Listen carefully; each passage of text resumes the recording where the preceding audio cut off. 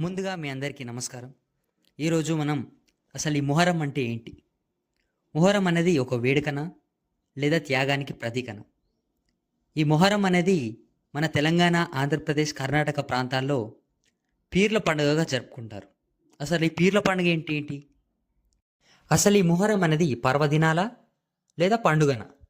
ఇయన్నీ తెలుసుకోవాలంటే ముందు ప్లీజ్ మన ఛానల్‌ని సబ్స్క్రైబ్ చేయండి. అట్లనే మన ఛానల్‌ని ఎంకరేజ్ చేస్తారని మనస్ఫూర్తిగా కోరుకుంటున్నాను. Let's go to the video. ఈ పీర్ల పండుగ అనేది ఒక్కో ఊర్లో ఒక్కోలాగా జరుపుకుంటారు. కొన్ని ప్రాంతాలలో వేరేగా, ఇంకో ప్రాంతంలో ఇంకో వేరేలాగా. మనకు మామూలుగా చూసినట్లయితే పీర్ల పండుగలో ఊదు వేయడం, ధూలో అంటూ ఆల్వ చుట్టూ ఆడడం, డప్పులు కొట్టుకుంటూ ఆ సవార్లకి అంటే అదే ఆ పీర్లకి మట్టికీలు లాంటి కుండలో పట్టుకొని వస్తూ మటికీలు వాళ్ళ కోరికలు తీరితే వాళ్ళకి ఆ కానుకలు వెండితో చేయించే ఆభరణాలతో సమర్పించడం లాంటివి మనం చూస్తూ ఉంటాం. మొహర్రం మొదటి నెల మొదటి రోజు ఇస్లామిక్ న్యూ క్యాలెండర్‌గా మనం చూస్తూ ఉంటాం. అదే మొహర్రం 10వ రోజు అషురాగా మన ఇస్లామిక్ క్యాలెండర్‌లో వాళ్ళు కేంద్రీకృతం చేయడం జరిగింది.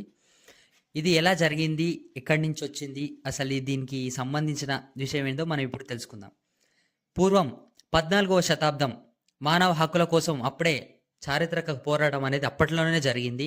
దాని ప్రతీకగా అక్కడనే బీజం పడింది. ఈ మొహరానికి బీజం పడింది అక్కడనే. మొహరం 10 రోజులు అనేవి విషాద దినాలు కానీ పర్వదినాలు ఏమాత్రం కాదు. షియా ముస్లింలు మాతం చేసుకుంటూ నల్ల దుస్తులు ధరించి ఆ రక్తం వచ్చేలా గుండెలు బాదుకుంటూ ఏడుస్తూ మాతం చేస్తూ ఉంటారు. అందరూ వచ్చి రోడ్ల మీద మాతం చేస్తూ వాళ్ళ శోకాన్ని భావోద్వేగాలన్నింటినీ బయట వ్యక్తపరుస్తూ మాతం చేస్తారు. పూర్వం 14వ శతాబ్దంలో మానవ హక్కుల కోసం జరిగిన పోరాటంలో భాగంగా మొదట మహమ్మద్ ఇబిన్ అలీ మనవడు హుసేన్ ఇబిన్ అలీ, అదే మనం ఇమాం హుసేన్గా పిలుచుకుంటాం, ఆ యుద్ధంలో అమరుడై ఆ రోజు 10వ రోజున మరణించడం జరుగుతుంది. దానికి ప్రతీకగా మనం పీర్ల పండుగ ఇక్కడ జరుపుకుంటాం. అయితే ఆ మొదటి నెలని మొత్తం ఆ మొహరంలో ఉన్న ఫస్ట్ మంత్ మొదటి రోజు నుంచి ఆ మంత్ చివరి ఎండింగ్ వరకు ఆ నెల మొత్తం అమర నెలల వర్ధంతిగా లేదా వర్ధంతి నెల అని జరుపుకుంటారు. ఈ యుద్ధం అనేది కర్బలా మైదానంలో జరుగుతుంది. అందుకు గాను ఈ యుద్ధానికి కర్బలా యుద్ధం అని పేరు వచ్చింది. ఇరువైపులా ఓవైపున యజీద్ సైన్యం, మరోవైపు హజ్రత్ అలీ ఇమాం హుసేన్ గారి కుటుంబ సభ్యులు వారు 71, వీరు ఒకరు మొత్తం 72 మంది ఇక్కడ సైడ్ నుంచి యుద్ధం చేస్తారు. ఈ యుద్ధంలో 10 రోజులు యుద్ధం జరుగుతుంది. 10వ రోజు వచ్చేసరికి 71 మంది ప్రాణాలు విడిచిపెడతారు. కేవలం హజ్రత్ అలీ ఇమాం హుసేన్ గారు ఒక్కరు మాత్రమే మిగిలిపోతారు. అయితే ఆ 10వ రోజు అనేది శుక్రవారం రోజు వస్తుంది. ఆ 10వ రోజు శుక్రవారం రోజు మధ్యాహ్నం నాకు కొంచెం సమయం కావాలి, నేను వెళ్ళి ప్రార్థన చేసుకుంటానని యజీద్ సైన్యానికి వారు విన్నవించుకుంటారు. అదే సమయమే దొరికిందే సందన్నట్టు మన వాడుక భాషలో చెప్పాలంటే ఈ సమయం మాత్రమే చాలు ఈ ఇమాం హుసేన్ని ఖతం చేయాలని చెప్పి వాళ్ళు వచ్చి వెనుపోటు వారు నమాజ్ చేస్తున్న సమయంలో యజీద్ సైన్యంలో ఇరుమురు వచ్చి ఇమాం హుసేన్ గారిని ఖండించి వేయడం జరుగుతుంది. ఇందరితో యుద్ధం ముగుస్తుంది. ఈ యుద్ధంలో యజీద్ సైన్యం విజయాన్ని సాధిస్తారు.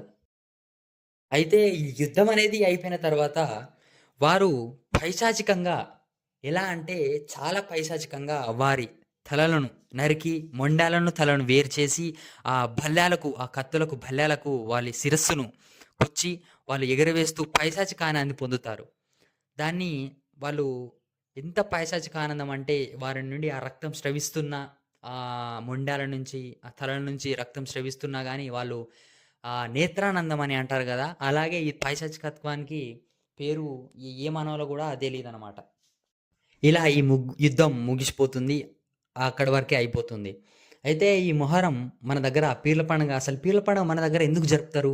ఇది ఎక్కడనో ఇరాన్ దేశంలో కర్బలా మైదానంలో జరిగితే మన తెలంగాణ, ఆంధ్రప్రదేశ్, కర్ణాటక ప్రాంతాల్లో ఎందుకు జరుపుతారన్న పెద్ద ప్రశ్నకి ఒక చిన్న సమాధానం అండి. ఈ యుద్ధం జరిగిన తర్వాత అనేక రాజ్యాలు 14వ శతాబ్దం నుంచి మనం ఇప్పుడు 21వ శతాబ్దంలో ఉన్నాం. అంటే చాలా శతాబ్దాలు మారిపోయినాయి.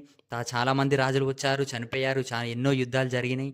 చాలామంది వీరోచిత పోరాటాలు చేశారు. ఇప్పుడు మనం స్వతంత్రంగా బతుకుతున్నాం. కానీ అలా కాలక్రమేణా వలస రావడం అనేది జరిగిందండి.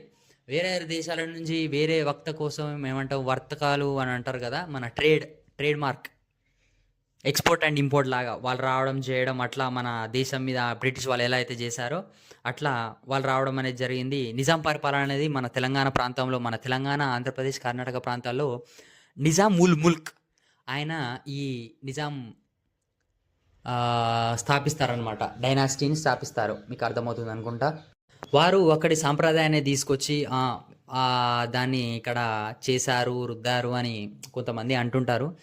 అది ఎంతవరకు నిజం, ఎంతవరకు అబద్ధం అని చెప్తే, ఇప్పటికీ చూసినట్లయితే మనం మొక్కుతూ ఉంటాం, చేస్తుంటాం. మన హిందువులు కూడా చాలా మంది మొక్కుతారు. వాళ్ళకి అయితున్నాయి, మాకు మంచిగా జరుగుతుందని చెప్పి మొహర్రం చేయడం జరుగుతుంది. వాళ్ళని దేవుళ్ళుగా భావించి, వారు వీరోచిత పోరాటం చేసి మరణించిన వారు దేవులుగా భావించి వారిని ఎంతో ప్రేమగా భక్తి శ్రద్ధలతో ఈ 10 రోజులు పూజించడం జరుగుతుంది. ఇది అండి మొహర్రం వెనకాలన్న అసలు పెద్ద వీరగాథ కథ అనమాట. ఇది చాలా చెప్పుకుంటూ పోతే రోజులు మొత్తం చెప్పుకుంటూ పోవాలి యుద్ధం గురించి, అసలు ఎలా వచ్చింది ఏందని చెప్పి. కానీ మనకు మామూలుగా ఇట్లా అర్థం కావడం కోసం ఈ షార్ట్ చేసి మీకు ఈ వీడియో రూపంలో మీకు అందించడం జరుగుతుంది. మీకు ఈ వీడియో నచ్చినట్లయితే ప్లీజ్ లైక్ చేయండి, షేర్ చేయండి, మన ఛానల్ని సబ్స్క్రైబ్ చేయండి. ఇంకా మరెన్నో వీడియోస్తో మేము ముందుకు వస్తాం. అసలు నిజాలు ఏంటి, నిజాల గురించి చెప్పడం. زرعنا ليل علينا ليل